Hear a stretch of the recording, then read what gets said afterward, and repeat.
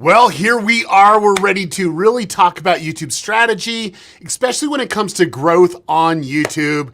And I'm excited because this is going to be a different one. We're going to actually do a little bit of a Q&A at the end. So you want to stick around and ask your questions because we're going to stick on answering your questions of how to grow on YouTube. But what I want to do is show you a case study where making some really good decisions and the right decisions can lead to YouTube success. Because I'll tell you what, I've been on YouTube since 2005. I worked with a ton of different creators, and there's always just a small tweak that's really needed for most creators to really get the views and visibility that they're looking for. And we're all in a different part of our journey.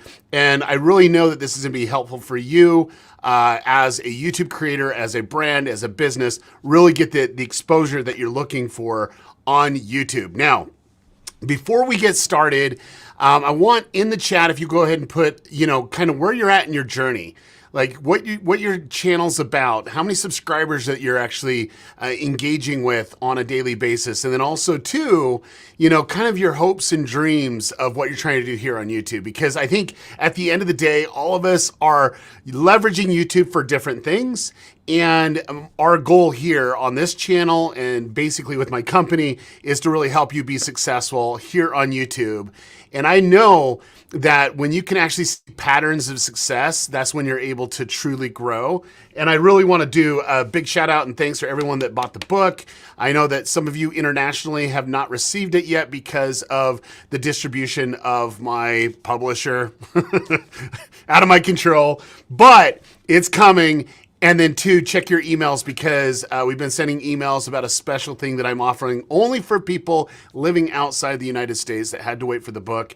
You don't want to miss that. So back to the video at hand. Basically, we are going to go in depth and talk about YouTube success and the small decisions that will lead to growth. Because I can tell you, it could be just the smallest little detail, the smallest little thing that you could make that modification and you're going to see growth.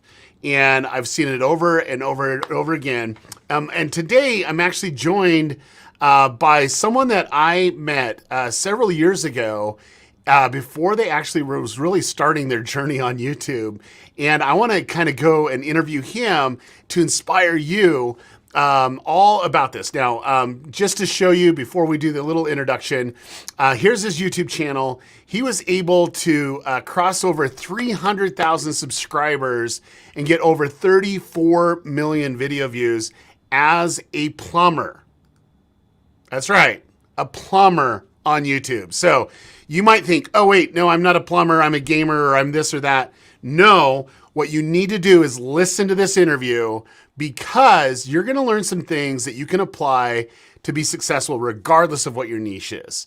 But this proves to me and to everyone out there that if you're a local business or whatever, brand, business, or YouTube creator, there are just things that we can do to really succeed. And I'm joined by my friend, Roger Wakefield. How you doing, Roger? No, I'm doing great. Number one, thank you for this opportunity. It is so cool to be here because you're the one who really introduced me to YouTube. Oh dear. I've told a lot of people that story. And to be honest, I don't know if you've really ever heard it, but the first time I met you was at Social Media Marketing World 2018. Yeah. And I was walking down the hall. Literally, I decided to learn social media because I got tired of getting ripped off by marketing companies. And I seriously thought that I was going to learn Facebook. And I'm walking down the corridor and I look to my left and there's a placard that says, "Get in front of your customers using video." And I walked in and I thought, hey, we could do this, never thinking I would be doing video myself. But I walked in, I sat on the front row, I was literally right in front of the podium. And one of the first things you said are, YouTube is the second largest search engine in the world. And I shut my book and I thought, this guy knows nothing. YouTube is just where I store my videos. And I turned around to get up and I noticed the room was full. And I thought, okay, wait a minute, there's something going on here. So I turned back around just in time to hear you say, and it's owned by Google, the largest search engine in the world. And my mind works real quick. And I thought, okay, wait, there may be something to this. it was amazing how much smarter you were 45 minutes later, because I thought you knew everything in the world. So thank you so much. Could you tell my wife that too? I mean, that would be wonderful. That'd be great. Next time I see her, I'll tell her. But yes, no, I'm telling you what, it was fantastic. Yeah, and I think that's kind of a learning. It doesn't matter where you're going in life. Really looking for opportunities to learn is a great place, because I know that you went to social media marketing world, for that purpose. Hey, I want to scale my business, and your business is basically plumbing, right? I mean, you're from Texas, you do plumbing. Is that what it was? And you're looking to go to social media marketing world, learn some strategies and tactics to do what? To get more customers, or make the phone ring. Absolutely. Get more customers, make the phone ring. And that's what I tell people. I literally went just trying to figure out how to make the phone ring. And that's what I've learned how to do. It's phenomenal. Yeah. No, I love that. I love that. So what did you do next? Because I think everyone's journey on YouTube is different. So you basically heard some loudmouth, talking about YouTube at a conference. So you're like, okay, whatever. But what was your journey actually jumping on the platform, and how did it actually start? Because I know we all have different ways that we've come onto the platform, and I want everyone to listen to what he says next, because I'll ask some follow-up questions that you could probably relate with. The very first thing is, number one, I didn't even get to stay for the whole conference. I had to do a radio show in Dallas Saturday morning. So I left probably before the last two speakers on Friday. So I missed the keynote. But by the time I got on the plane, and there was nobody in the seat next to me, so I had my laptop out, my iPad out, my notepad, and the notepads that they give you at the conferences to write in. I had all these notes, and I am literally going through my notes. I did that all the way home. The next morning, I get up, I go do my radio show, I come back into the office, and I keep going through the notes and trying to come up with a plan. Sunday, took my wife to church, took her back home. I came back to the office, finished going through my notes. Monday morning, the plumbers came in, got them out, and called Julie and my stepson, Will, who you've met, into the office and said, guys, look, we're changing the way we do everything, and we're changing right now. We're going to start studying and learning to do YouTube. And literally, that's the biggest thing. And this is something that I tell, and there's so many people that I've met there, that I've met at Vid Summit, that, you talked about husky snow dogs in the book. Okay. Love them. I remember being at your conference talking to them and them asking, how many subs do you have? And this is the first time I went to Vid Summit. And I said, I've got 117. She said, wow, 117,000 subs. That's phenomenal. I said, no, I mean 117. So we communicate often. So it's just the biggest thing that I've done is, number one, never stopped learning. And the other thing is, pick who you learn from. There's a lot of people out there that say they know YouTube, but when you really look at what they do, it's like, look, I'm new at this, but I can still look at their channel and say, okay, you don't quite know it the way I want to learn it. So I think the first big aha moment was making the decision. You pulled your team together and you're saying, okay, we're gonna do YouTube. Now the difference was, and I want everyone, I don't know if you caught this, and I don't know if everyone was really listening to what he says. He didn't upload videos. He says we're gonna learn all there is to know about YouTube. So it's like, okay, yeah, how are you going to do that? They're going to designate time and effort to be a student of YouTube. And so give me what happened the next couple, weeks and months as your team started to study YouTube. And actually, for the next 20, 30 days, we started watching YouTube videos, started watching you. What do you talk about? How do you talk about it? How do we even get started? I mean, literally, I'm a plumber. I'm not a tech guy. I know nothing about social media, nothing about marketing, nothing about advertising. So literally, I was watching your channel. I started watching other YouTubers and trying to figure out what little things can I learn. After we started doing it, we still realized, look, we're not doing it right. And that's where I called you, set up a consultation. That was phenomenal. And you taught me 3 little things, pick buckets, start looking at who your audience is, and then start improving every day. You don't have to be perfect right now, but if you can strive for 1% better, every video you make, eventually you're going to get a lot better. Yeah. And man, it helps. It really does. Well, and I think too, we had a conversation before the consultation that I want to talk about. So we were at another conference in Texas, and we were going out to dinner, and I like barbecue, and we decided to go get barbecue. And I remember, we're all just surrounded by the table, and you and I were fairly close to each other. We had conversation there, and this is where I want everyone to understand the importance of networking. Okay, and this is true. We had a conversation. You remember that conversation, or is it just me? Oh, no. I remember every time talking to you. So yeah, it's a big deal. So we'll kind of share that, because I think that's going to lead up to a question or two that I have. So, well, number one, Jessica Stansbury knows nothing about good barbecue, because we were in Texas, and that's the best there is. It's just learning how to do it, and how to talk about it, and how to constantly look at what you're doing and who your viewer is. Who are you making these videos for? And when you can learn to focus on that, I mean, I'm in a niche that there's not a lot of people doing it. And once I started studying it, there's a lot more than I thought. But I mean, I remember whenever I first started learning to use some of the tools and going back and figuring out, hey, there's 100 better channels than me. And then slowly watching myself improve. But I think that's the one thing that I took away from you in the beginning is, how do you do the research? How do you figure out what video to make? How do you figure out who you're making it for? And are you sure that's your person? Are you going in and engaging and asking the right questions to find out, are you making the right videos? And things like that have just been phenomenal for me. So I remember that conversation, because it was like, okay, what do you want to do? And you're like, well, I want the phone to ring. Well, okay, well then, how are you doing that? Is it ads? And you're like, well, no, I want to take this other approach. I said, that's great. But you gotta keep in mind that the people that are viewing your videos might not be your customers, because this is like global, and you're like, oh, I'm going to still do it, which is good. And then we had that conversation a little bit deeper of understanding your viewer and actually how to bring value to that viewer. And I want to fast forward a little bit, because I do believe that who you thought the viewer was is completely different than who you think the viewer is now. What was the differences between what you thought just starting out, who was actually going to find value in the videos, to now?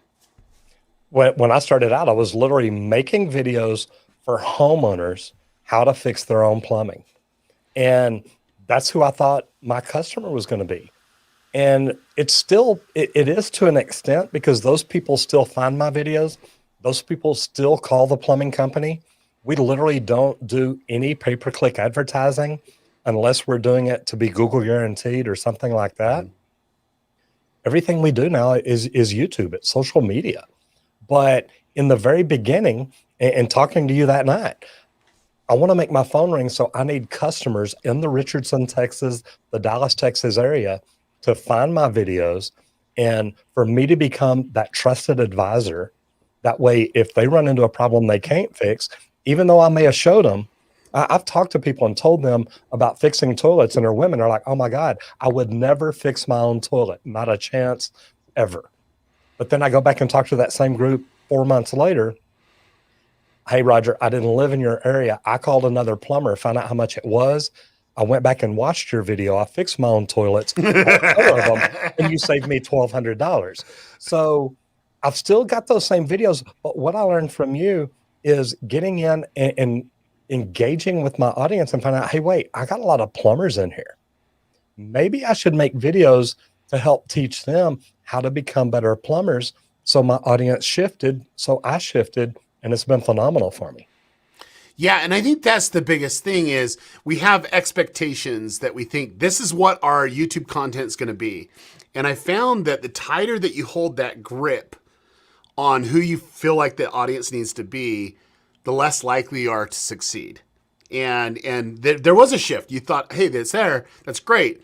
But this audience is what we call the core. Basically, your hardcore, never going to miss a video type of viewer.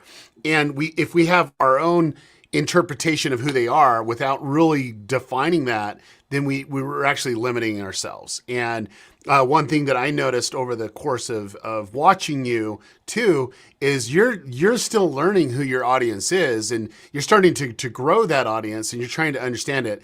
But there was a point that it just took off. It was a point that everything just hit. And it's not that there wasn't anything magical from there, but how the algorithm works is the algorithm knows who your viewer is. But I noticed what you were doing before, not just because you're one of my Jumpstart students or anything like that, but I was watching what you're doing before, and you shifted your content strategy.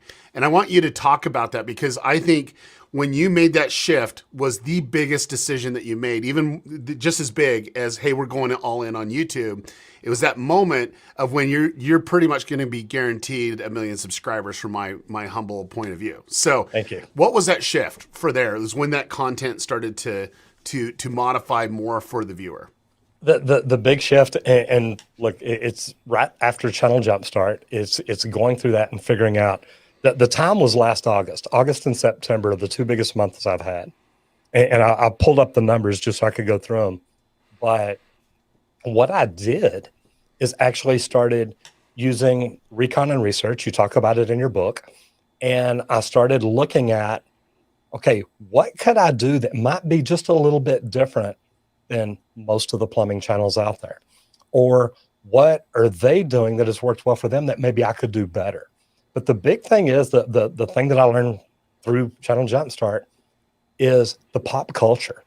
Yeah. What could we look at and what could we do to really make more than just plumbers or tradespeople want to watch our channel? What could we do to have fun with it?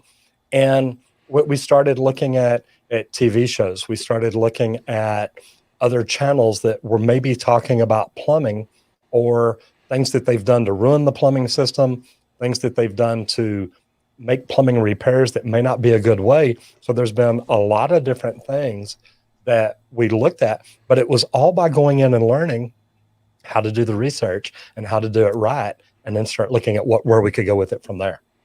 Now, I was actually pleased. Like when I'm a mentor to someone and they're actually executing on what I'm teaching them, sometimes it's not overnight. It takes a little bit of time to really comprehend some of these really deep principles that are there.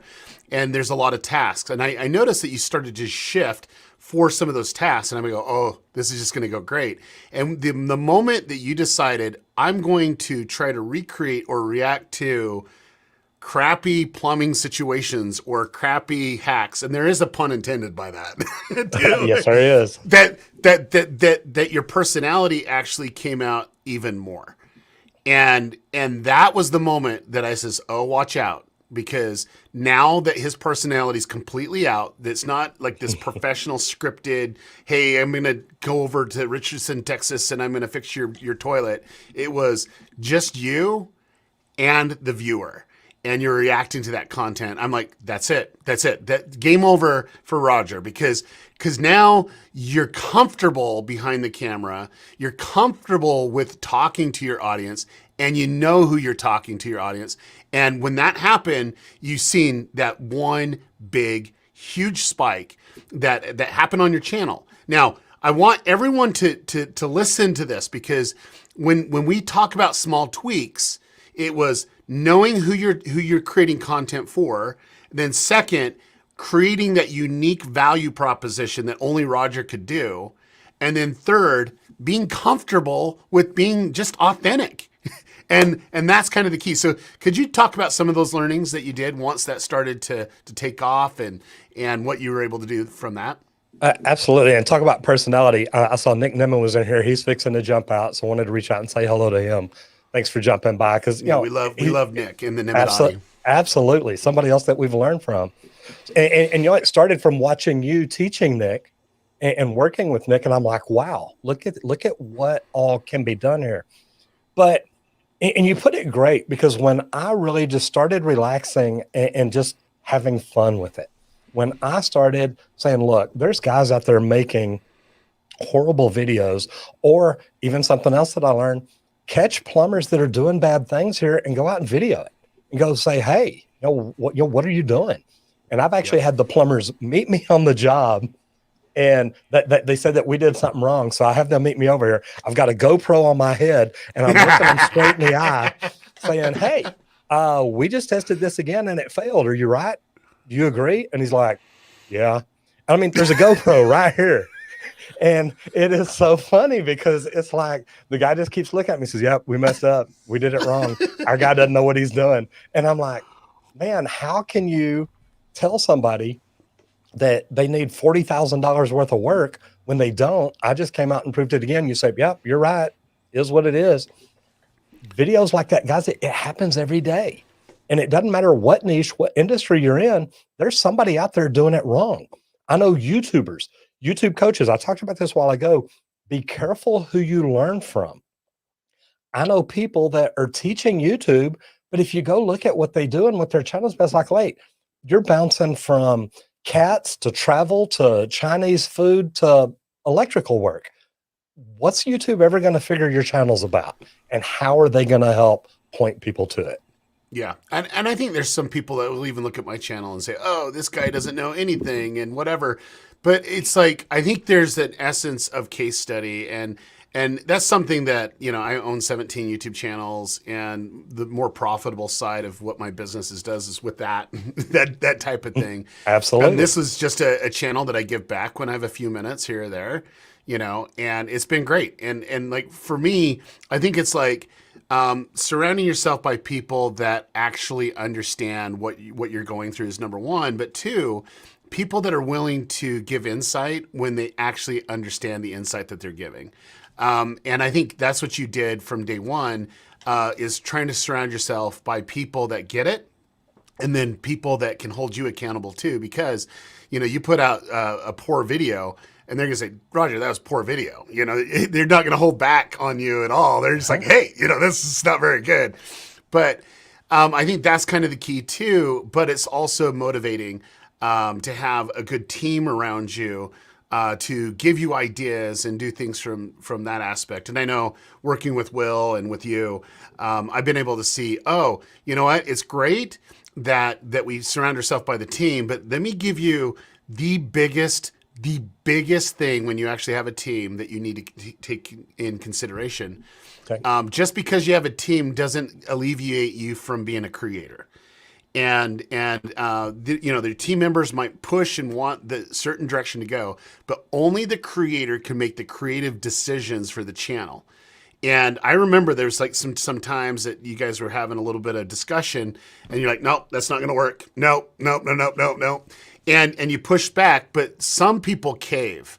And I want no one to cave when it comes to this. They can listen to it. They can experiment, but the creator needs to understand the pulse of the channel. If not, it dies. It just dies. And so do you want to give any thought on that, of like working with the team and you know, how people can actually leverage it to help you really grow? Absolutely. And I love the way you put it, because not just with the team, but also brand deals and sponsorships. When the wrong sponsor or wrong brand deal comes in, they're like, man, look, we'll pay you a lot of money to talk about this. I'm sorry, I don't believe in your product. It's not a good product. And you talked about, you know, YouTubers will reach out and say, Roger, man, you made a bad video. You didn't do this. You didn't do this. Plumbers will reach out and say, dude, that solder joint looked ugly. It's like, man, it didn't leak. Look down here. I want to get it in right. It doesn't have to be perfect and beautiful, and I want people to understand that. But I'll take that criticism. When I make a braze joint, I'm not worried about it looking pretty. I'm worried about it not leaking. And so things like that are funny. But my thing is, and I had a video crew that I was working with before that came in and wanted to do something. They said, Roger, look, we'd love for you to put on this yellow chicken suit and, you know, do this. And I'm like, guys, that's just not me.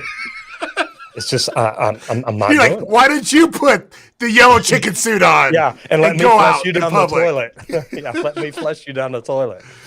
And, you know, and it's crazy, but people try to get you to do crazy things. Yeah, I can honestly say there are people that will compromise for the money, and they're like, oh, the money's great, and then it's like, no, it's like, we're not going to do this. And I use an example, and this is like always an example, but I have seen a YouTube creator on this platform turned down a $700,000 brand integration for 30 seconds just because he didn't think that his audience would like it.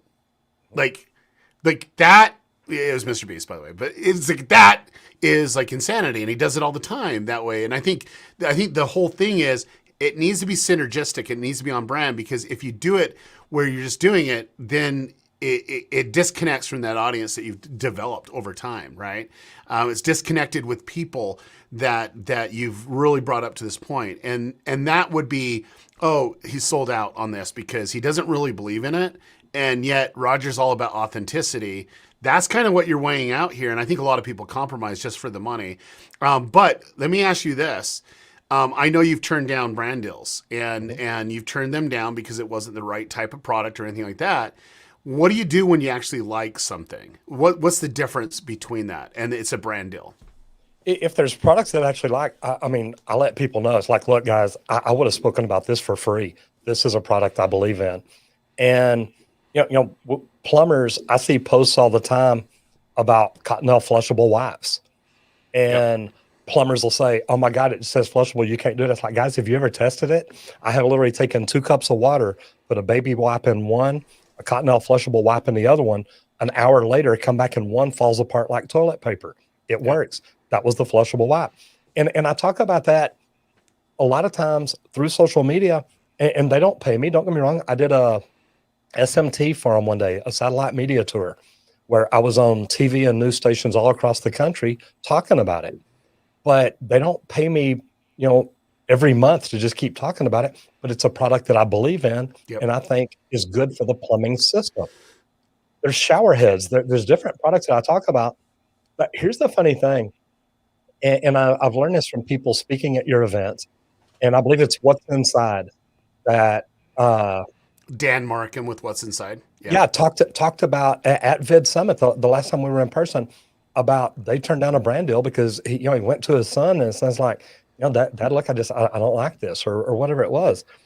And it's like, things like that are huge. You've got to be able to say it's not worth the money to sell part of your soul. And to me, that's how I look at it. I would be lying to myself, lying to the people that I'm looking at, if I looked at you and told you, man, this is the greatest thing on earth, when I really don't believe that. So to me, that would just be really hard to do. Yeah. And so the reason why I wanted to bring this up and talk about it very specifically is this.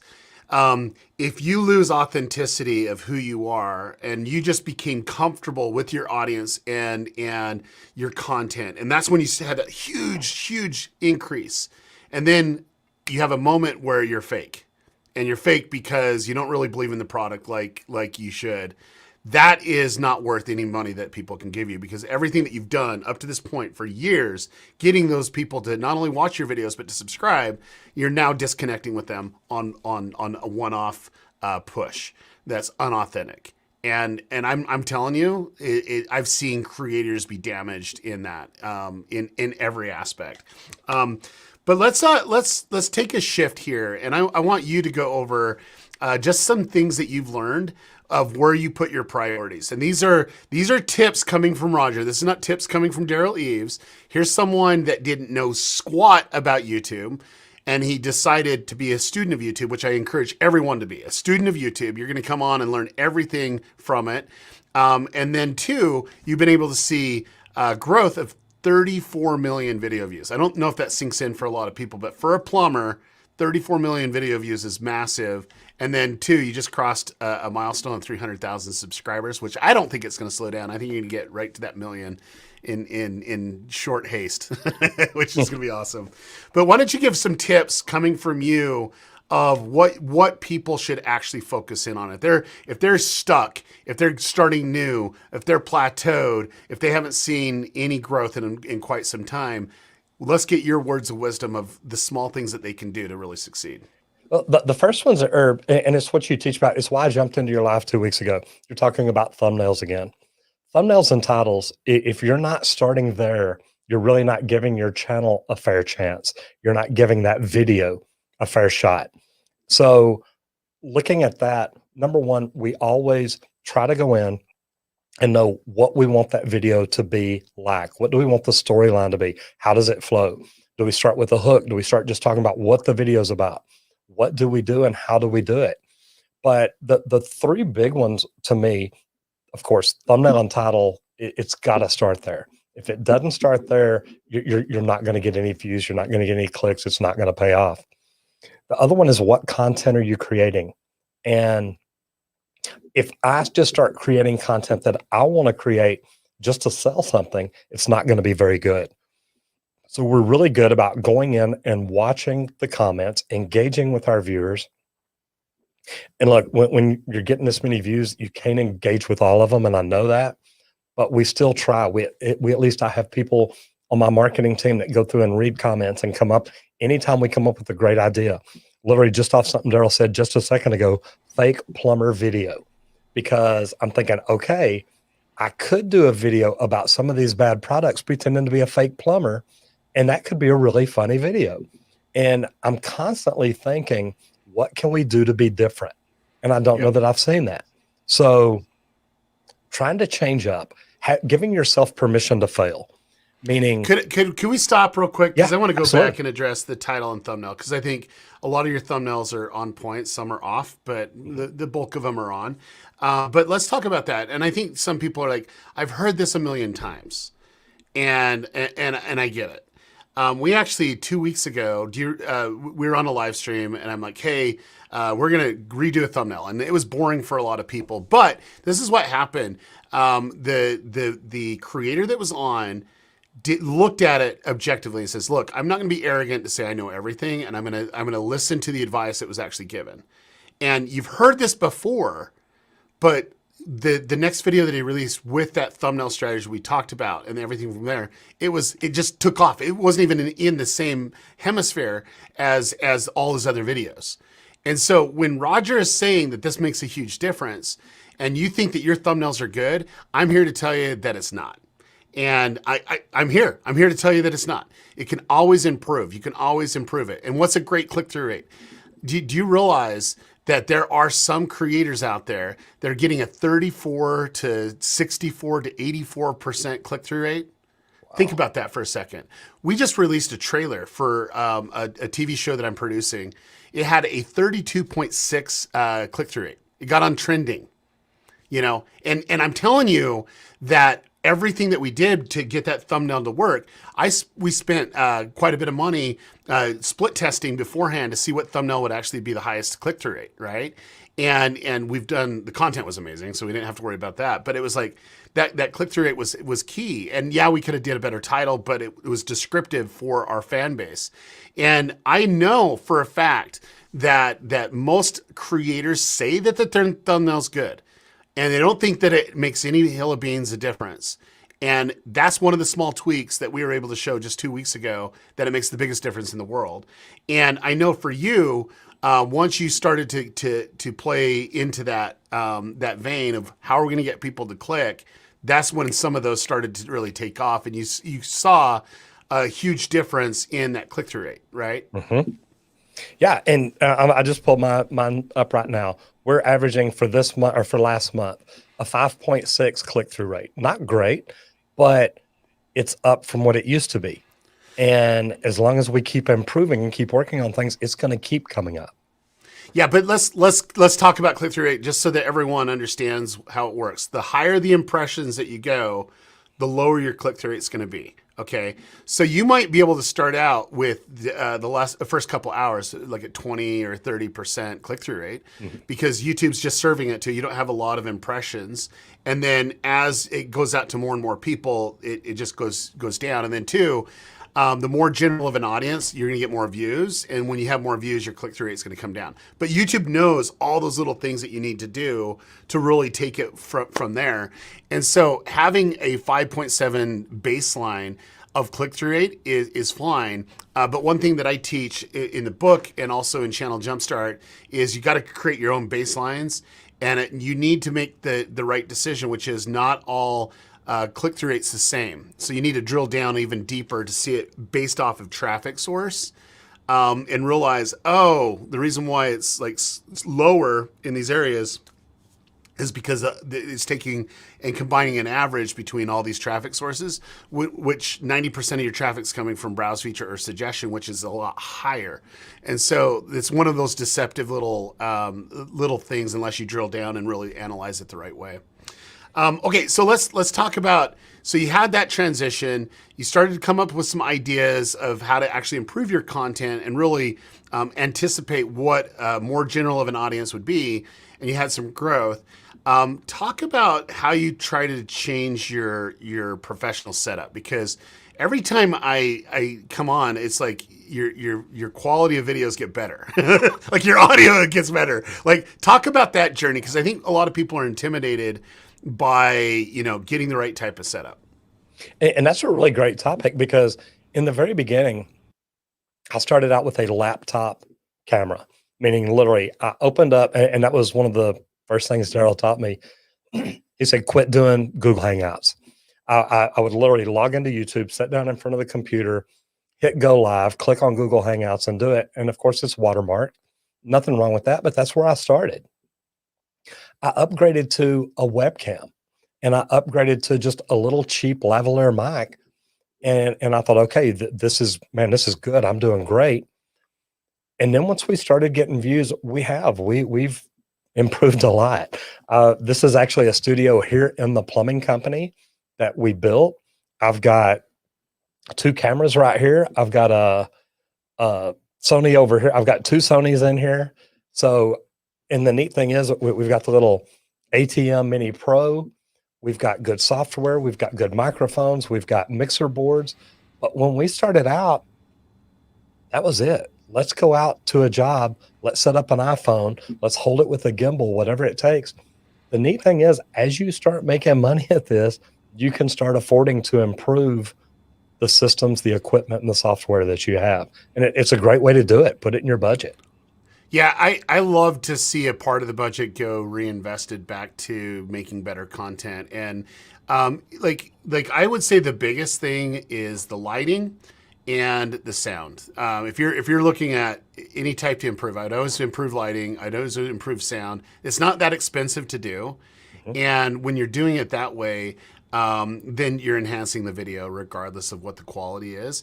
And then 2, looking for a system. Now, this is one tip. If you ever want to produce more content faster, it's having a place that you could walk into, hit one button, and you're ready to go. That's what you have, Roger. That's what I have here. I literally have like 4 studios right where I'm at. This is like my desk. So I have that one, and then over the wall there is the studio with the gold play buttons and stuff like that. And then I have another couple over there. But I just basically can just toggle and hit. I have a little controller pad, and I can just hit record or stream or whatever, and I'm good to go. So it saves so much time from setting up, tearing down. So if you ever want to do that, that will save you the most time. And then 2, you can do a quick video. It could be, I got 5 minutes. Boom. You do a quick video, send it to your editor if you have an editor or whatever from there. How did that transform you? Because I know you're doing on your laptop, and then it was like going right into Google Hangouts. So you had that. So it wasn't the most professional. But how did it evolve where you can just come in, record a video, and get it done, and get it to your team? Again, we're still steadily improving. We had tripods set up in here, and we had actually tried something new. We tried making it where we could mount the cameras to the desk. But the problem is, every time I lean on it, it would move. And some people would comment, hey, quit touching the desk when you're talking. It's like, man, I touch the desk all the time. Mine does the same thing right here. See that? Yes. It's like stuck. So here's what I did. I literally bought some stands to mount to the walls. I've got these 2 cameras mounted probably 3 feet apart from each other. And I've got them all set up through the ATM. And it's really funny because even when I'm on a deal like this, I can still go to 2 different cameras. So to me, that's good. And I did that because I was being interviewed by Dee and Daniel one day, and my camera went out. I remembered that we had the other camera set up. I hit a button, or actually had my guy go turn it on, hit a button. We switched over to it. And they're like, wow, that's a different angle. Man, we lost this camera. We moved over to here. We're good to go. But having things set up, and Daryl, you're so right. I'm going to be in San Antonio next week for a plumbing conference. So the last 2 days, we've come into the studio and shot 3 videos and 3 videos each day so I can be a week ahead. So we shot the videos for next week. Then we shot the videos for the next week. I'll do my live Monday from San Antonio, but I also sat in here and did 6 TikTok videos. That way they've got all the content that they need while I'm out of town. So I know Monday when I get back, I've got videos to shoot again. Yeah, no, I love it. I love it. And I just basically, I believe that the less friction that you have to create videos, the more better videos you're going to have, and the quality of it. And so getting that studio set up is a small tweak that can lead to more productivity. I just basically rose my desk, so I'm actually standing now. And that was a big thing for me, is I wanted everything that I could sit, that I could stand, I can go from studio to studio. I wanted to make it really, really easy to play videos and all that other stuff. So I got all the controls right here, but it's also the controls over there and the controls over there. And yeah, it costs money. And I think too, it's like, just do a little bit here, a little bit there. I do believe that the bulk of the issues though is lighting and sound. That's it. I think a lot of these cameras out here are amazing, but just the reason why it looks so poor and grainy sometimes is because the light's off, and just getting some good lights. And so I have lights that are set that I can go up and down and we're good to go, and I think that's the key, is really making it easy and conducive for you to actually create content. Okay, so enough about the stuff. I want to do a super chat here that came in, and because I brought up a point, and let's go here. Can you quickly explain how you A/B test a title, thumbnail combos before a video release? Is it Facebook ads? Is it a version of video to click, or just the image? Now, I actually covered this in depth in my book. It's something that we've been doing for a very long time. I do not test it on YouTube. I will not test it on YouTube. And the reason why is because I already know how to get things to click on YouTube. What I want to do is just get a variation of what engages with whom. And so we actually do Facebook ads before. We'll actually do a campaign, have four or 5 thumbnails that we're testing at once, and getting just some engagement. Now, for me, I want everyone to realize this. It's not just about the click-through rate. It was really important to get the click-through rate plus the audience retention of the video. So we actually put it with a video that the thumbnail could go with, and I wanted to see which one had the highest click-through rate, but also had the longest retention on the video, because that's the type of viewer I was looking for. And we did that, and I'm telling you, we had a well above 30s click-through rate, and it led to getting on YouTube homepage, which is, we had a lot of diversity of views that were coming out there. But great question on that. Okay, so what I'd like to do now, Roger, is we talked about click-through rate. We talked about improving your titles, your thumbnails, of course, to get that click-through rate to go up. You talked about your baselines. You talked about buckets, which we went in depth on the book and also in Channel Jumpstart. What about your content itself, the storytelling? Because I noticed that the videos you used to do a couple years ago are not even remotely close to the videos that you're doing now in how you approach making a video from a storytelling perspective. Do you want to take some time on that? Absolutely. And I really learned that from watching a lot of what Mr. Beast does. Mr. Beast makes great videos, but he does it by not just showing you how he put 500,000 Orbeez in the pool.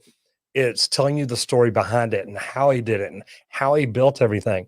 So when we do videos, we try to explain the system to the people, not just what we're doing. One of the best videos that we've got out there is how to stop a running toilet guaranteed. The funny thing about it is, as soon as we put it up, Will came in my office. He said, "Man, I got to tell you," he said, this is not going to be a good video. He said, "It's what we didn't do anything spectacular with the cameras. The thumbnail's not amazing.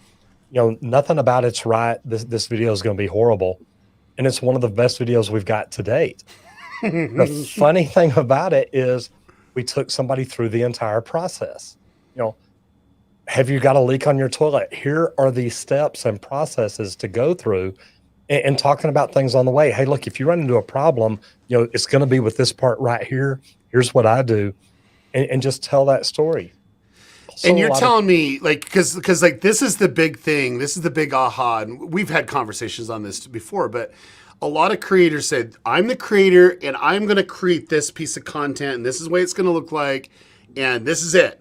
And the approach was, oh no, the viewer needs to know from start to finish and to complete that. And you thought, or your team thought, or whoever thought, okay, this is horrible content, but yet it's one of your top performers. And it validates my point that it's all about the viewing experience. And so if someone's coming in, how are you going to weave them through? And I think there's creators like Mr. Beast. I think Mark Rober is the best storyteller on the planet when it comes to YouTube videos. But really understanding the viewer and taking them through that process of learning or, entertaining to the level of they get to the end. Because the biggest thing is just because they clicked on it doesn't mean they're going to stick around. You got to bring that value in getting them that value at specific times so they stay on the video longer. And you say that was one of your top performing videos when you're actually taking it from the viewer's perspective and giving them as much value to the end. You thought it was going to disconnect. Like, what happened next? well, go back to your thumbnail video from 2 weeks ago, your live. And I just pulled up that thumbnail. It is literally me standing here leaning on the back of, and I don't think y'all can see it from here, but on the back of, no, you can't. I have a tank. Okay, just like you've got on your toilet at home, I've got a tank that literally we cut the back of it. I found the thumbnail here. Yeah, and so that DIY here, right? Toilet repair. So go back to the video, the live that you did two weeks ago. What are people going to focus on? The toilet and myself, and then you've got DIY toilet repair. Whichever one they focus on, they're going to be able to see, hey, this is what this video is about, and it turned out great. Yeah, and I think the big thing is that pretty much, there's a couple things that you've made it better. Number one is the gloves. The gloves amplify, and then your shirt too. And then the black background, which is awesome. But yeah, I mean, that pretty much killed it. I mean, 1.6 million. So I think that's the key to all this, guys, is like, let's not overcomplicate it and really look at what the viewer is going to experience on this video and how do we tighten it up? How do we enhance it? How do we make it better that they'll want to get to the end?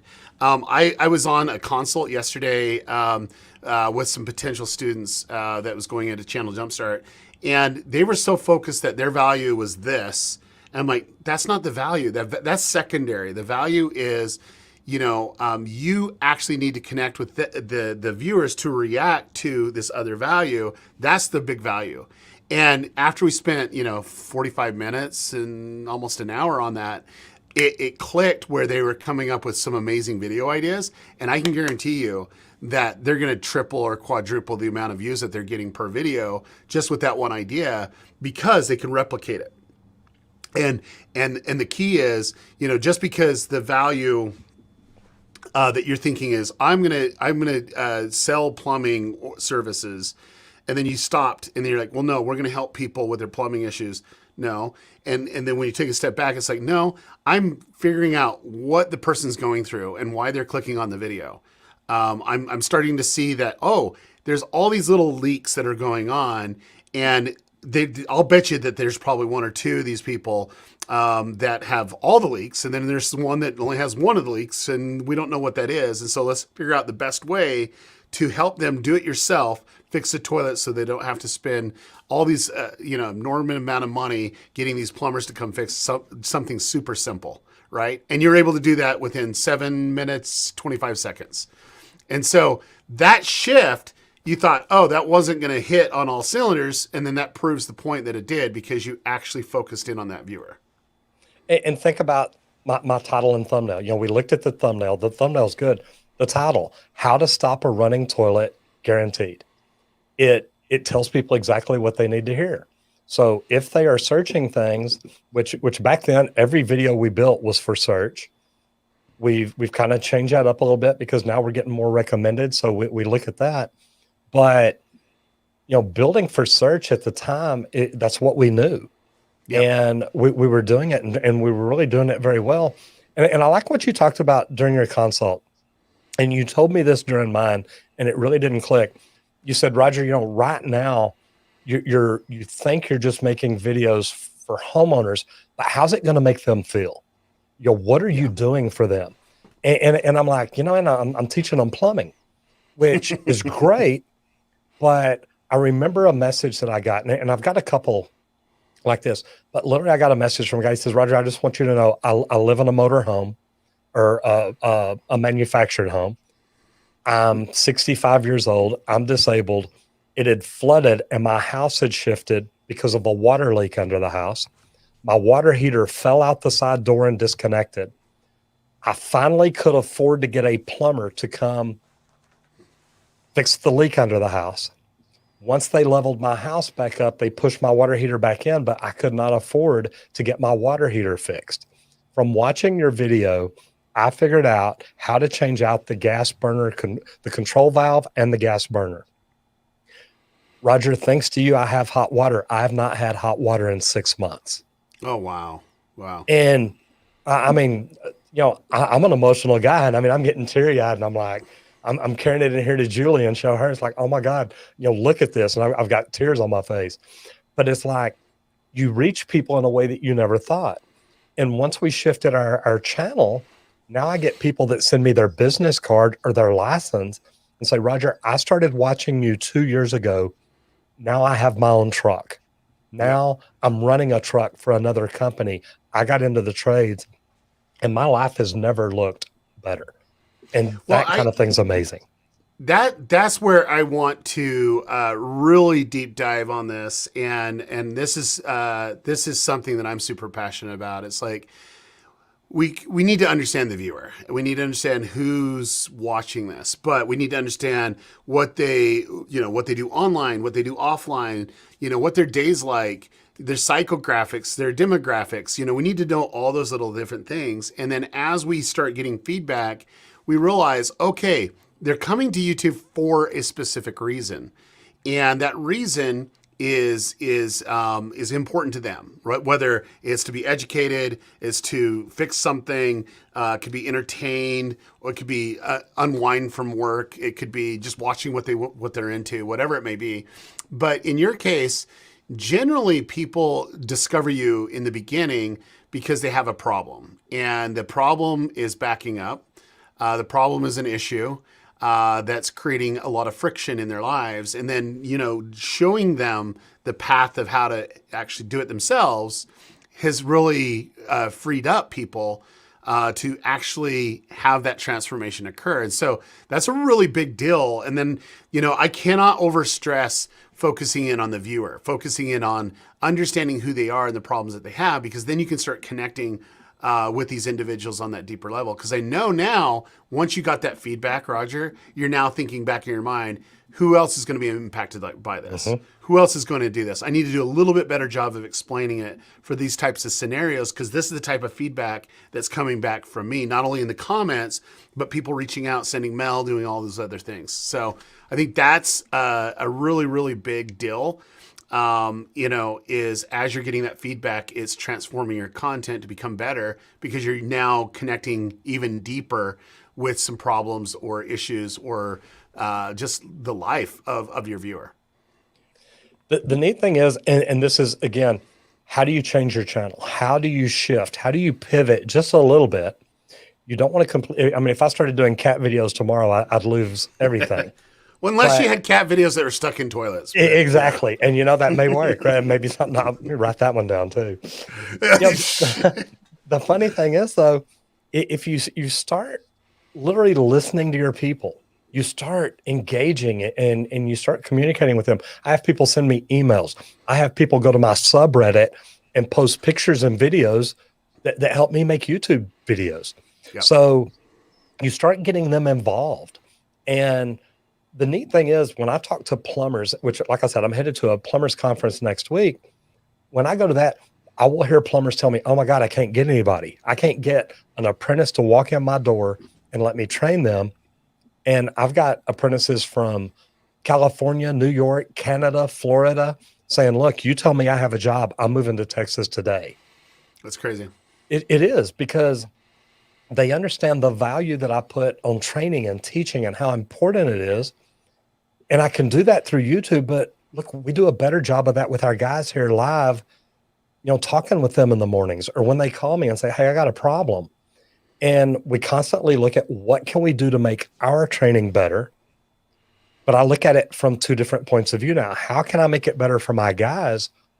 But how can I make it better for my viewers too? What videos could I make? We're actually bringing trainers in, meaning I built these trainers that'll have a water heater on it, a tankless water heater on it, a bathtub on it, a toilet on it, a kitchen, and a lavatory faucet. So literally, I can get out there and make videos to show people even more in detail how to fix this problem, how to do it. But also, I can take my plumbers out there and say, hey, go work on this trainer, and let's see how long it takes you to swap out that water heater. And when you can show people things the way that they've never seen it before, it clicks with them. But the good thing is now they're going to come back because they know, hey, you're doing something a little bit different. Yeah, I love it. I love it. So there's a lot of wealth of information that we've had up to this point on really succeeding. And I truly do believe this. Like, anyone that really wants to grind and become a student of YouTube and willing to learn and adapt, which is analyzing that data and knowing how people respond to it and adjust to make better content, can succeed.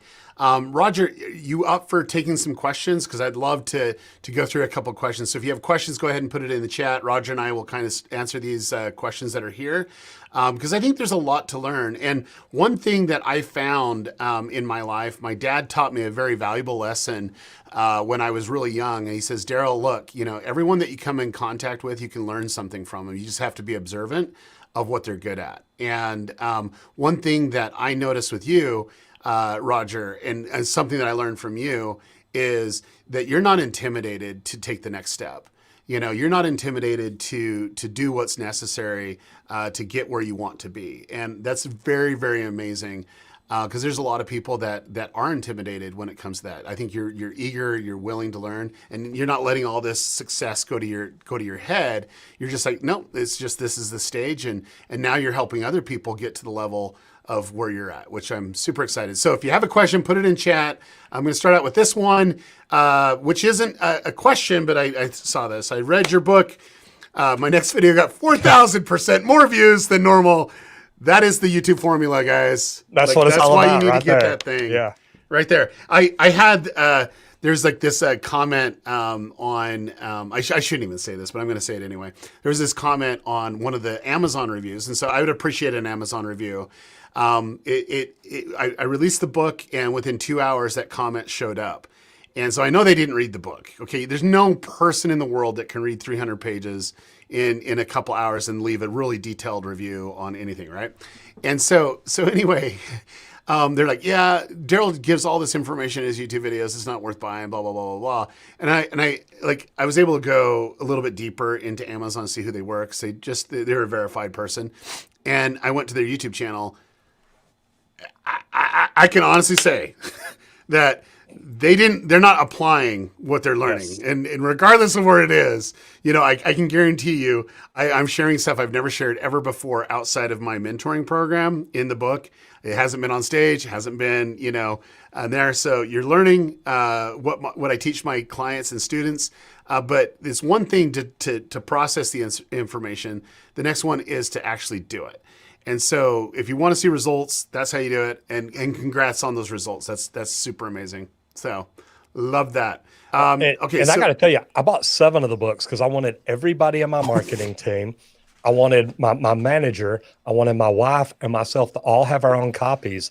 So and guys, look, and this is not a pitch for Daryl, and I haven't gone to Amazon and written anything, but I got to tell you, the things that you learn in here, you have to implement. You can't just read the book and say, man, I read the book. I used to get up every morning and watch Jane Fonda do jazzercise. I didn't lose a pound. Okay, really, not really. I'm not going to ask questions of why you're watching Jane Fonda. Exactly. So, but the funny thing is, And I see people that jump into like Nick Nimmons chat and say, look, I'm doing everything you say. And you click over to their channel and you're like, no, you're not. Yeah. And I don't mean it bad, but it's like, look, do what is in the book, but then read the last chapter and go back and look at it again. What little tweak do you need to make? Yeah. Just because you did something, just because you made a good thumbnail doesn't mean it can't be better. I mess up on thumbnails all the time. I mess up on titles all the time, but I constantly go back and look and say, okay, what can I do to make this better? And to me, that's huge. Yeah, no, I do agree with that too. So definitely apply what you learn and be a student, a student of YouTube. So Jeff says, I do a ton of live videos that are sponsored. What's the best way to repurpose those for my YouTube channel? So do you have any thoughts for Jeff? My thing is my lives are not sponsored. My Wednesday videos are, but the thing that I'm thinking is you could do shorts with it. Take a short where it shows the logo. I mean, look, this logo over my shoulder, they sponsor my video on Wednesdays, and pretty much it's up on my LinkedIn lives. It's up on a lot of videos that I do all the time, even though they're not sponsoring it, because, look, they are helping support my channel. What I would do is also look away from YouTube. What can you do to take a section of that live that maybe you said something that was funny or crazy or whatever that you could do on TikTok? And it's funny because I'm not a big TikTok person, never really thought much about it, but I knew that I wanted to try it. We tried it 4 months ago, and now we're at 250,000 followers. So you can get the attention in other places, but you can also point them back to your YouTube channel. No, I love that. For me, Jeff, it's like knowing what content is. And so if you're having a sponsored stream, I would look at how do we actually create content within the stream that can be repurposed. And so that's your content strategy. It could just be a segment. It could be rapid fire questions. It could be really focusing in on this or that. And you take that segment and then you can repurpose it that way. Probably the best example that I like is Joe Rogan, his clips channel on YouTube. He clips it, puts a separate channel, so it's all the same, but it leads traffic to the longer 3-hour, podcast. I think that's a really, really effective way. But then too, you can use it as stories, you can use it as shorts. There's a lot of possibilities. But what I want you to do is don't do any of that. What I want you to do is figure out, okay, here's my live setting. This is what I do. Now, how do I actually create a segment in it that could be used for that? Because I can guarantee you most people don't do that. They just say, oh, this will be great. And it's just not quite there. It just doesn't hit right. But you can do it if it's prepped. And so I think you could do it moving forward. That's what I would do for sure. Okay, so next one. When I make thumbnails in Photoshop, 1280 by 720 at 72 DPI, TubeBuddy says it's not HD thumb.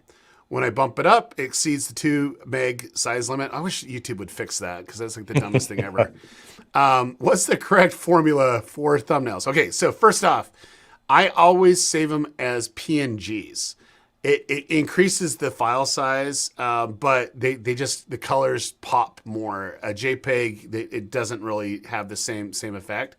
And then 2, do it at 100 DPI. You do 100 DPI, you're good. You won't need to go from there. So I think the 72 is on the low end, 100, you'll be fine. You should be able to be within that parameter of under 2.1 megs, on that. So sweet. Let's go to the next question we got coming up. Here we go. Loved the live stream today. What tasks did you delegate to help grow your channel while running your plumbing business? So this is for you. I definitely give away the editing real quick. And Daryl can tell you from consulting with me in the beginning, my first videos, there was no editing. It was I sat down in front of the laptop, hit go live, started talking and put it up, and that was it. Now I've got 4 people on my marketing team, and I'm of the school of thought like Daryl. I want to spend the money to get better. And whether it's equipment, whether it is investing it back in the team, their education. Look, Channel Jumpstart to me was, okay, this is something I need to do if I'm going to grow. So what I tell you is, number one, if you're taking it seriously, invest in your team. If you're bringing somebody in, make sure they're learning the right way to do it. I couldn't just hire somebody that was a professional YouTube social media coach or like that full time. So consulting with Daryl was great. Taking the course was great. What can I do and learn until I can afford to bring people in? And as we started getting more money on AdSense, as we started getting brand deals, then we could afford more. And that's why, I mean, really, I've got 4 people plus a manager over my social media, and it makes all the difference in the world for me. Yeah, and I would say that if you do any type of mentoring programs, because Roger was in my channel Jumpstart, I do 12 weeks where I mentor channels to really take off, and I teach them. Yeah, I teach them everything. You grow.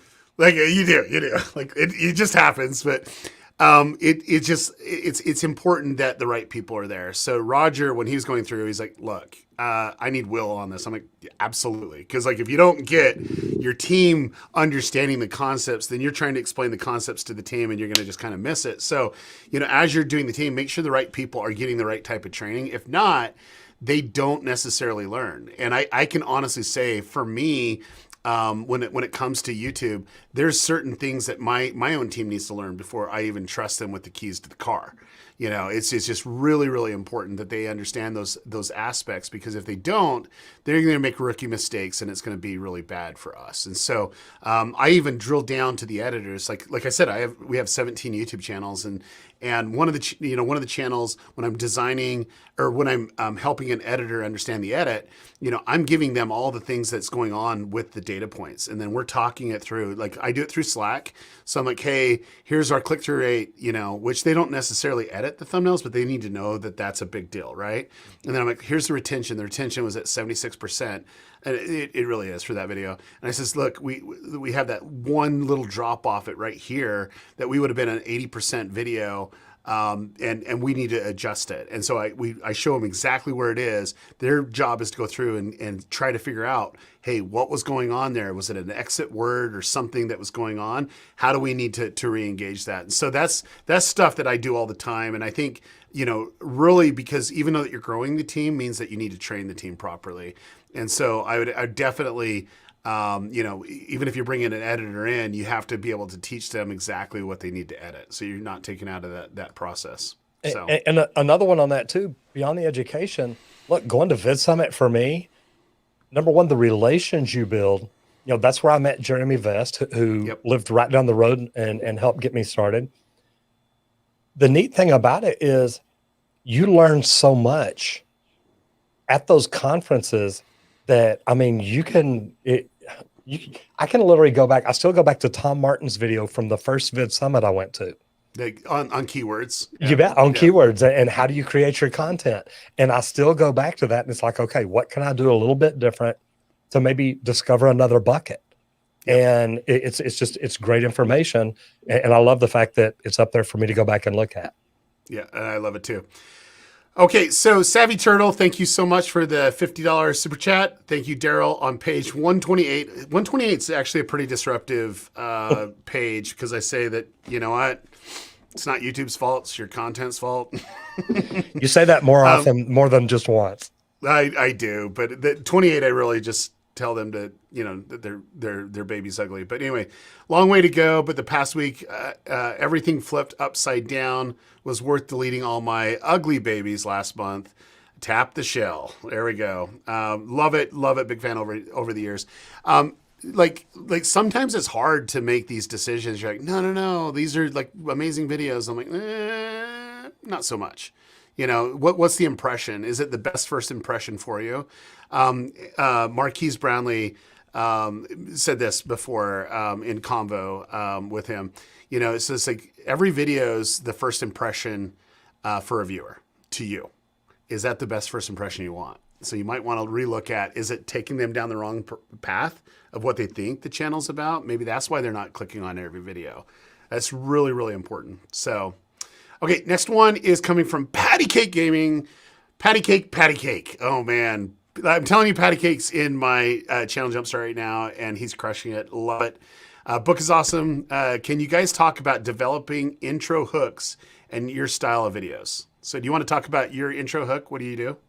Absolutely. I love talking about what I'm going to do, what I'm going to explain to them in this video and how I'm going to do it. In this video, I'm going to show you how to stop a running toilet guaranteed. And I'm going to do it by changing these 3 parts. And that way they understand there's different things about that. Number one, by giving them that intro, and that's probably not the intro I did in that video, but that's the video that's on my mind right now. My thing is, I want to tell them what they're going to get out of the video. I like to add to it by telling them how I'm going to do it, because if they understand there's 3 parts, after they hear part 1, they're not leaving the video. Yep. They're going to stay for the second part. They're going to stay for the third part. And I may even tell them, I'm going to tell you in 3 short steps how you can do it. And at the very end, I'm going to tell you the one thing you're probably going to forget that may make this not work. Give them something to make them think, okay, I need to stay to the end. And if you do that in the very beginning, I think that's great. Another one that I'm working with Grayson on, my new senior editor, I want to start doing a 5-second trailer. 1 picture, 2 picture, 3 picture, 4 pictures, something like that. Boom, boom, boom. And I say picture clips of videos that'll show them the whole video. That way they see, hey, this is where it started. This is where it ended up, almost like a movie trailer. So that's something we're working on, just to see what can we do that's different that other people maybe aren't doing, but it might do something for us. So here's my 2 cents, Mr. Patty Cake. It's like really breaking it down. There's several ways to approach it. The first approach that he's doing is similar to what Mr. Beast does, is literally states what the title of the video is and delivers on that promise as quickly as they possibly can. You know, that's basically the nature of it.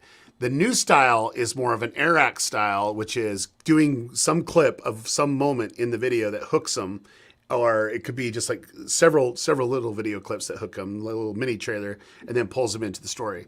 Regardless of what he does, what I want him to do is I want you to make sure that you're looking at apples and apples. So when you do that, those intros, do like 4 or 5 of them. Don't make a call on one. You can't ever do that, but just like 4 or 5 videos. Then I want you to group them together and then test it against the other ones and see if your retention's higher in that first, in those first 15 seconds. Like figure out, do you have more drop off, or is it holding people on? And then the second thing I look for is what is your AVP, or your average percent viewed, for each of those videos that you've selected. And does it give it a higher percentage viewed of your video? Don't look at AVD because it could be different video length sizes, but just seeing if that percentage is higher off of that. And then you can actually make a data-driven decision, because that's what we do, Mr. Patty Cakes, is we do data-driven decisions, because once we understand it works, we can replicate it over and over and over again. And those are the small tweaks that lead to the amount of views that that Roger has, and also the subscribers that he has as well. Okay, coming in from Zuda's World. How can we use Cloud Vision OCR without knowing how to use their API? Okay, so for those that don't know about this, I actually did a video, man, it's been 3 years ago or 4, my gosh. Like introducing how the AI works, and I was talking about Cloud Vision, and that's basically an Apple, or not Apple, Google Brain thing. So that's like with the AI, and it pretty much predicts what's on the thumbnail, and then you have Cloud Vision, which is the OCR portion of it, which is can identify text, it can identify images or whatever, and basically you don't need to know the API. You can do one-off. You just upload your thumbnail there, and you can do it one by one and not even do the API. But you do have to make an account, so you have to go through and make an account, and then you can just use it one by one. You don't even have to do the API. Now, I can tell you, we have tools and systems that we use the API. If you're really serious and you're putting out a ton of thumbnails, there's some great things that you can do with that for sure. So, yeah. Okay, so let's go through a couple other questions. There's one you skipped over up here, and I think you're the answer. That's why I wanted to point it out. Coconut Pete gave you a super chat, and it says, anyone know who started the goofy faces thumbnail techniques on YouTube? And I think that was you, wasn't it? I don't think so. It's been around a lot longer than me, but I love that. Let's see if we can get, here's another super chat that I missed. Hey guys, what's the best way to promote your channel when you're just starting? What do you think, Roger? Because you started, and how did you promote your channel? In the beginning, I didn't really understand much about distribution, and I'm still really not great at it, believe it or not. What I've started doing here lately is if I know that I've got a good video coming up that will interest plumbers, I may share the thumbnail on Facebook as just a picture. I'll post it as myself, meaning I'll post it on my page, then I can share it to different plumbing groups that I'm in. If I'm doing one for homeowners, maybe a repair that they could learn from and do well, I may go in, do the same thing, share the thumbnail. And then what I do is when I'm writing my post, I'll go in and put link in the description like I did today. I literally went onto my page and posted, hey, look, I'm going to be on live with the godfather of YouTube, yada, yada, yada. And, that's the way I see you. So, Right. So, but anyway, the link is in the description. And then as soon as it posts, I go in and put that link in. That way I don't mess up the algorithm on Facebook by putting the link and video up there, but I do it in the comments, and that's helped me out pretty well. So yeah, I think the big thing for me too is, just make good content, make a good thumbnail, and look at, how they're going to do it. We actually, our company, my company, we start 2 new channels every year, and then we partner with 2 channels. That's kind of our model of how we do it. One of the channels is just exploding. We started in January, and it's exploding because we knew that if we could get one video that could rank in search and then have videos that would be supported in suggestion, we could actually kick it. Well, that first video that was ranked in search now is like 7% of all the views that are actually coming in for that one video is off of search, but it started the process of identifying who it is. Now, not everyone's the same and can really optimize for the viewer like I can right out of the gate. And so what I like to do is not throw your content in front of people that would watch it to support you, but not watch it as a fan or as the right ideal viewer. And so exactly what Roger was saying is when it's a certain type of video, he puts it in a certain type of group that would lead that type of traffic. And that's really important, and not just out general, because when you put it out general, we're confusing the AI to predict what people want to watch because you have a whole variety of different people. There's no patterns that it can see. So it just kind of stalls out your growth. And so the more you can get locked in, then you can go from there. So, but for me, I can guarantee it. You can start with search. All you need is a little bit of traffic, but you got to have videos that in that video, they have to get to the end and say, oh, I like that video, and here's another one I want to watch. And then you start creating that data tie, and before you know it, you're able to grow very, very fast. There's one other thing that I always do is I look for subreddits. That would be on it. You can't really self-promote in Reddit, or they'll pretty much run you over with a bus. But what you can do is like learn what topics that are really engaging, and what people are talking about within a specific niche. And so that's really good to really deliver on that. Okay, Coconut Pete's asking, any tips on how to increase your camera confidence and be comfortable on camera? Roger, I'll let you take that one because you were awkward when you first started. So I was. I didn't know who I was talking to. I didn't know how to do it. The very simplest, easy thing I can tell you is, number one, pretend that you're talking to your best friend. If I'm trying to tell my best friend about how to fix his toilet, I'm going to look at it and say, look, this is something you can do. It's not very hard. And I mean, talk to him like you would. Don't become the instructor. Okay, step number 1, here's what you want to do. Do this. Just relax. Understand that, look, if you can talk to them like your best friend, that's how they're going to see you. They're going to connect with you. The other thing is, always say you. When I look at that camera, it's not like, hey, any of y'all can do this, because I'm automatically thinking, hey, you don't know me. I can't do it. But when you say you can do it, when Daryl stands up on stage and I'm sitting here watching him on the front row, and he's like, look, you can do this. All you've got to do is get out there and do it. And it's like, wow, maybe I can. So those are the 2 most important things for me. Always look dead center of the camera because you're looking them in the eye. Talk to them like they're your best friend, and say you, and you'll do very well. Yep, love it. Love it. Confidence comes with consistency. So like, just get it in front of it, shoot, horrible videos, just get it out there, get that over with, and realize that it's not that big of an issue. But I don't really confess this much. I do it with my students, but when I was growing up, I hated crowds. I hated being in front of people. It was just made me awkward. And with my religious background, you're asked to speak in church quite a bit. And so, going and talk to like 400 people or 300 people, like it just petrified me. Like I would freeze up and I'd say, no, I'm not going to do it. But after I decided, no, I got to conquer this issue. I realized that was an issue with me. And the moment that I realized that it's not that big of a deal, and that once I could actually visualize and understand how to communicate, it actually became a strength of mine. It doesn't matter if I'm speaking to 10, 20, 30, 40, 50,000 people or one. I don't get nervous anymore because, when you can get over that mental hurdle of what you're actually doing, then you become more confident in yourself. And I think that really translates over. So you might feel intimidated by all this stuff. The only way to get over it is to do it more, but realize it's not that big of a deal. And then doing what Roger says, like really picturing that one person that you're trying to be their friend to connect with, which is understanding the avatar. That's why we went way in depth on that in the book for sure. Okay, so the next one from Lee G. Daryl, I heard an insider source that you'd be making a video soon titled "How to Get on My Channel Jumpstart Program for Free." Thoughts? No. Look, I love it's fun. It's great. And I know that I'm expensive. I do. And I know that it's not reasonable, for a lot of your situations right now. But let me kind of give you the mentality.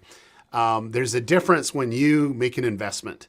And it's almost painful to make that investment. You're willing to actually do what it takes. If I just gave it for free, I give free advice here all the time. A lot of people hear it and then it goes out through the other side. They're not willing to take, because Roger can attest, when you come on, it's an intense 12 weeks. It's not easy peasy. It's 100% intense because you have weekly assignments that could go between 5 to 10 hours in a week that you have to do to even, keep up.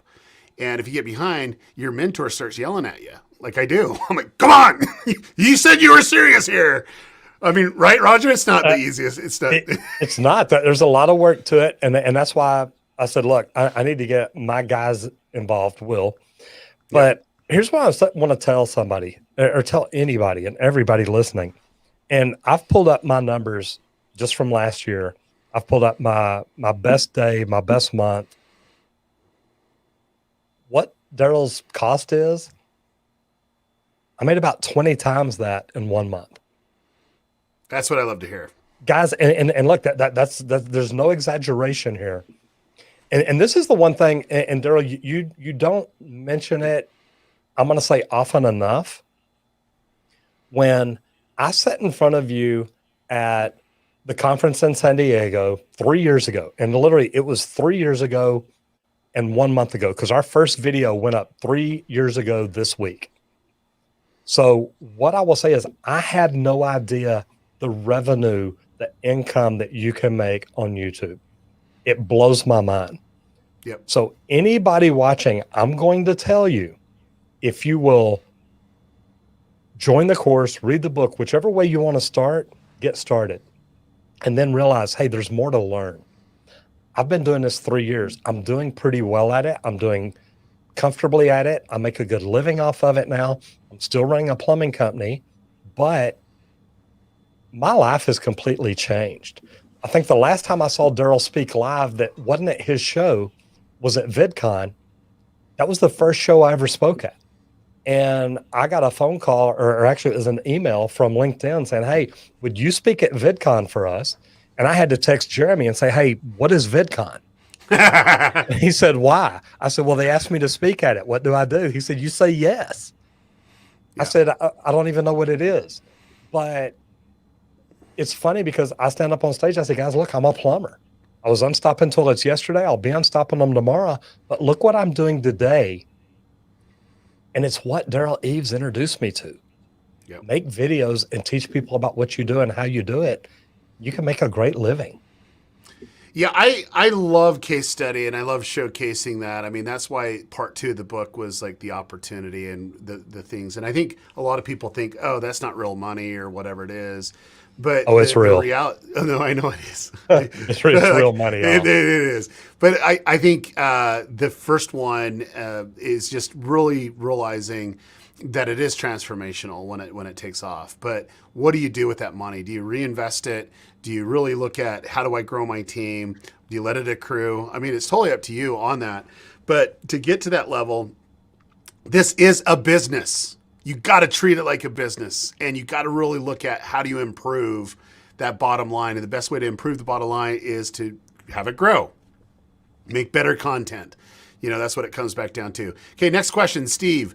Hello, Daryl and Roger. Wondering what you think of using Google YouTube discovery ads to retarget existing audience and show them a video that typically gets subs.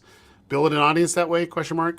Mm-hmm. What would you say on that one, Roger? You know what? I've never used ads to grow my channel. Not in any way. I've thought about it, and I've thought about it many times. I've thought about more YouTube ads instead of Google ads. This is something I want to learn more about, because we understand the more we grow, the better we do. And at least with the right people. So if I were doing the Google YouTube discovery, I'd want to pinpoint who I'm putting those ads in front of. Are they my audience or not? Is it going to help me, or is it really going to hurt me? What do you think about them, Daryl?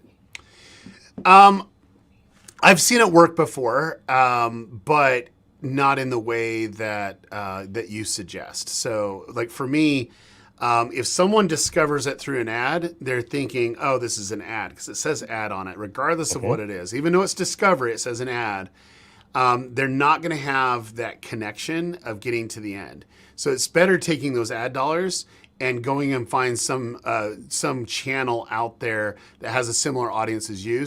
Give them those dollars to promote at the end of an end screen, or on like a shout out, or even doing a community tab post, or even a card.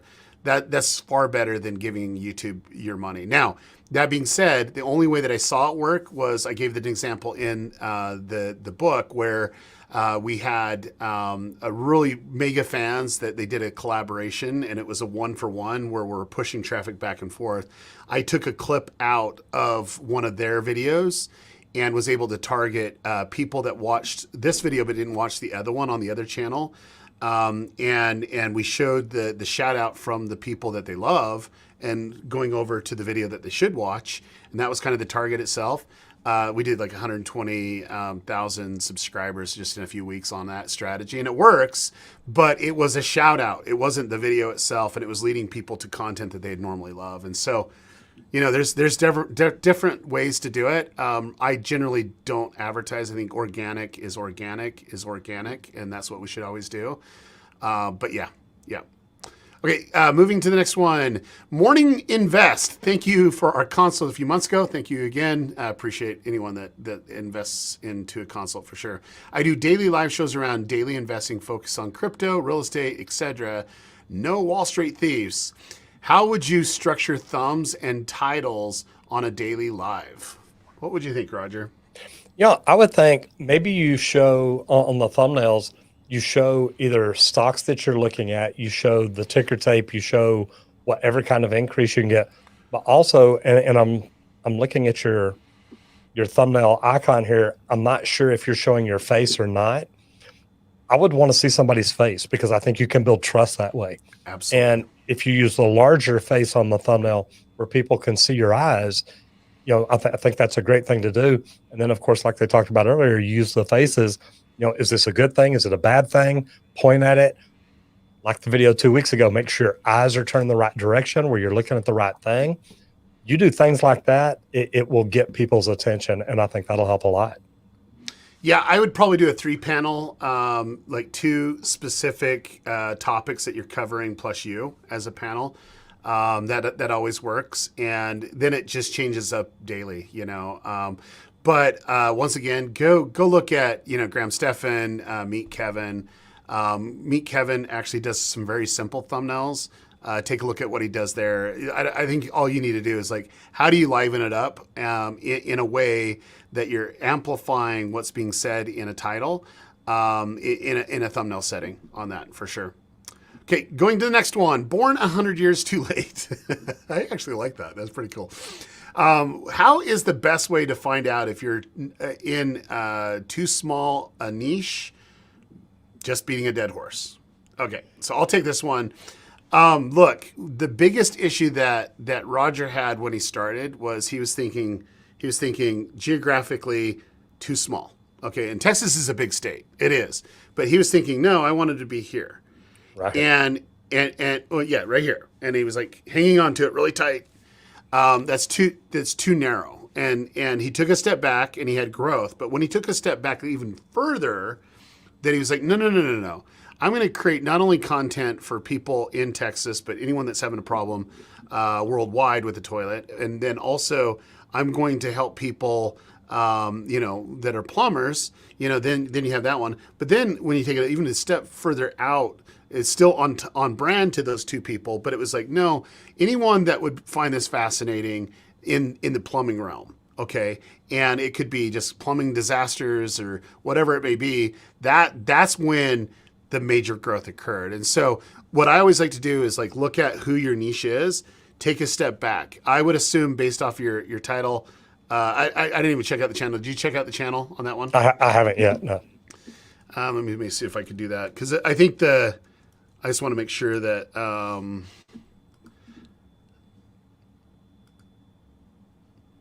so wilderness, that's what I thought it was going to be. So I think outdoor living, hunting, outdoor, all that type of stuff. It's like showcasing it in a unique way. I would like you to actually check out a channel that I think is doing really well, not just because we're part owners in it, but it's Matt's Off-Road Recovery. And I want you to see and showcase how the storytelling actually happens in those videos. That's usually, the title thumbnail, but then the storytelling ability is there. And he went similar to what Roger did, which was he thought, oh no, I'm giving tactics and strategies on how to recover a vehicle to, oh no, just people that are interested in the outdoors and seeing a group of friends go out and help someone. That's kind of the key. And that's when he had massive growth. And I think that's just the small little things that you could do from there as well. Okay, so we are, I do appreciate all the super chats. I appreciate all the questions. I'm going to take 3 more questions that are non-super chat. So we're going to go ahead and pick those out right now. And then we're going to give some really good advice to those and then call it a stream. I love it. Let's see here. Man, there's too many good questions here. So if you have a question, go ahead and put it in there. While you're looking, I'm going to talk to Kelly Green here. Says, hey, Daryl, do tags and SEO matter anymore, or is YouTube growth based on video, thumbnail, and content? And this is just me looking down there while you're looking. Kelly, what I'd tell you is, look, tags and SEO matter, but thumbnails and titles are going to make such a much bigger difference that I really think that's where you want to focus. Tags and SEO are good, and I think you can. SEO, I know you can, because I had a lot of people tell me in the beginning, you really can't use YouTube to grow a local business. Man, our phones blow up and we don't advertise anymore. So I know you can. It's through SEO. It's through things like that. But I think creating titles and thumbnails properly gets you the nationwide growth, the worldwide growth, instead of me thinking this big. And when you point those people back to your website or domain, that helps your domain authority grow up through website SEO, and that's going to help you get found more often too. So it's really playing it from both ends. I love that. Love that. Thoughts on shadow banning? Look, shadow banning's real. It happens all the time. I actually gave an example in the book, when I first discovered shadow banning. Man, it's going on 5 years now.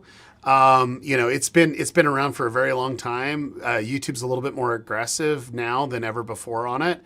and it can kill your channel pretty quick. It can kill videos fairly quick.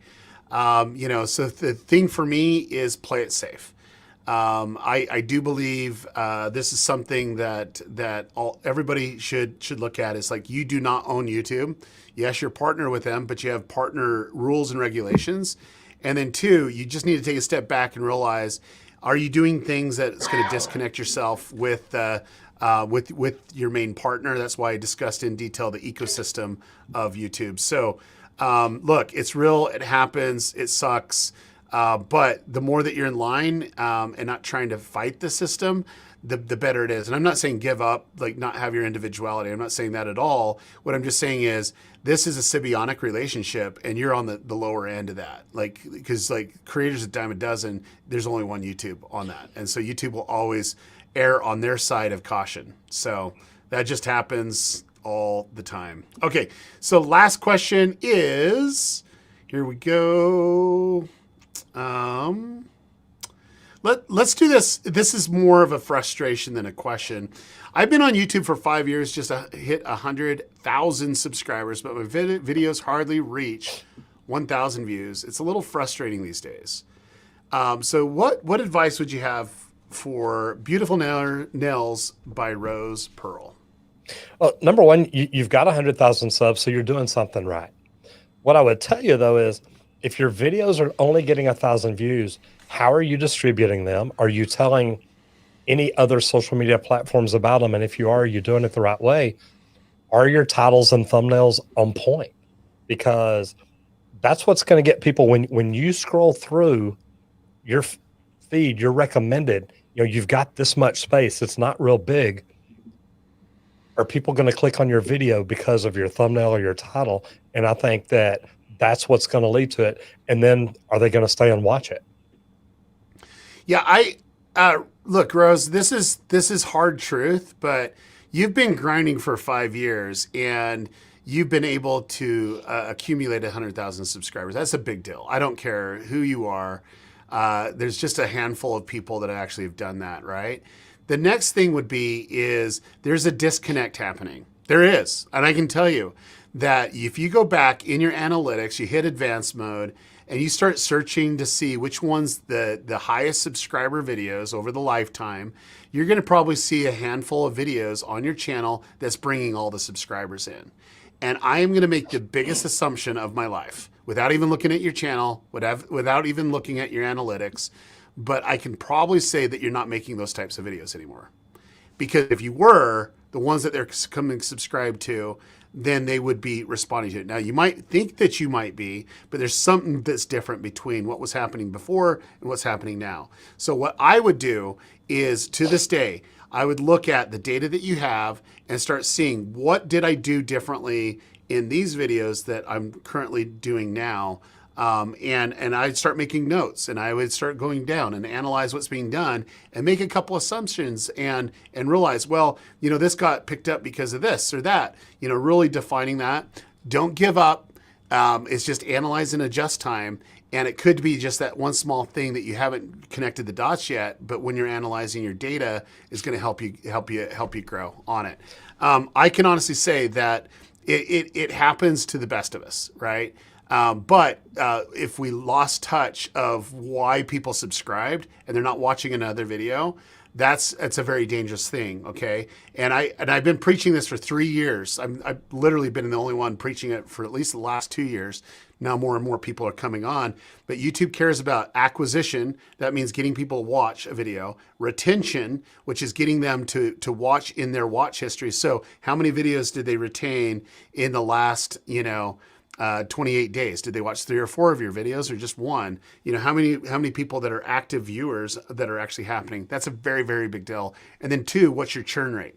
So your churn rate's super high right now because people come in, they subscribe, they found value of some sort, and you're not providing with consistent value. So they just kind of churn off. So YouTube's not going to even promote a video to them. Let alone, get it in front of their eyeballs. And the amount of people subscribing to the amount of channels, even if they're subscribed, they're not, if they don't turn notifications on. And even if they turn notifications on, it's probably won't even be notified because of that. So I can tell you, create a model based off of your top performers and have that analysis. That's something that I've been preaching for years on. To know the details, I do go over that in the book very specifically about that specific nature of how to analyze your content. That's what I would do. It's the cheapest path for that. If not, just really go into your data and try to analyze what do those actually have in common. And don't give up. Like seriously, you have 100,000 people that have found value at one time or another. What you need to do is just bring that value more consistently. So I can honestly say that all of us have different journeys. We have different problems. We have different solutions. Have different issues that we're facing with. The thing that I admire most about Roger is the tenacity of deciding I'm going to be a student. And he's lived that to the fullest. And he's humble about it. He's always looking to improve. Even though that he has a ton of subscribers and a ton of views, he's still looking to learn. And that is the difference. I can honestly say I've worked with some of the biggest creators on the planet. That's the difference between someone that has a winning mentality, not giving up, and realizing, oh, I need to adjust this. I need to adjust this. And how do we actually improve that? Just 1% at a time, 100 more views or whatever it may be, getting that up a little bit higher. Because if we'll do that, that's when it will be transformational. Because realistically, what Roger said, this is a lot of money here if you do it right. And if you're investing in yourself by designating time to learn each day, if you're investing in yourself to going all in on really understanding how to get people to click and then retaining them on longer on your videos, that will lead and translate into money. It does every single time. And I'm telling you, that's something that I don't talk about a lot, is that other side, because I don't want to be that snake oil guy that says, oh, you can make all this money. And, I just don't do that. I'm just not that person. But if you're willing to put in the effort, you're going to be able to see the results. And then two, I haven't announced this publicly yet, but I guess I am now. In third quarter of this year, we're actually going to talk about how to make more money on YouTube. We're going to get very specific on that. That's something that I've been working with my students. I'm actually doing the case studies right now that's making YouTubers of all sizes more money. Can't wait to share that with you. So that's coming out. Roger, thank you so much for being a part of this. Any last thoughts besides having people check out your channel? You can find that in the description below. But any last thoughts? The really thing is, number one, are you doing Vid Summit live this year? Have you decided yet? We are doing Vid Summit. It's the last week of September in person. So we're doing it. We're doing it. I love it. Guys, I want to tell you, number one, get your tickets. I cannot tell you how much more you learn. And look, I love the books. I've read the book. I'm going through the book right now. I've gone through the Channel Jumpstart. And what I will tell you is the knowledge, the information, if you will use it and implement it. And I keep going back to that word. You have to implement it. If I went and said at Vid Summit and did not do anything anybody talked about, it wouldn't work. Yep. So what I want to tell you is, number one, do the work. It will pay off. It may not be this week. It may not be this month. It may not be this year, but it will pay off. Daryl, personally, I want to tell you, thank you. Sitting on your front row that day in San Diego, as soon as you started talking, I thought, this guy knows nothing. I cannot believe I'm sitting here. And when I turned around and saw how full the room was, I thought, okay, wait a minute. There may be something going on. The way you talked about it, you showed your videos, and you were very open about, look, that this is what it is. But guys, you've got to work at it. It doesn't just happen. So thank you for the way you present. Thank you for the consultation, everything you do at Vid Summit, and everything you do for the community. There's nobody in here in any niche that cannot learn to do YouTube, do it well, and make a good living at it. So thank you for all you do. Yeah, I appreciate it. And thank all of you guys for sticking on a very long live stream. But we've had fun. So we'll see you on the next one. Thanks, everyone. Bye now. Bye, guys.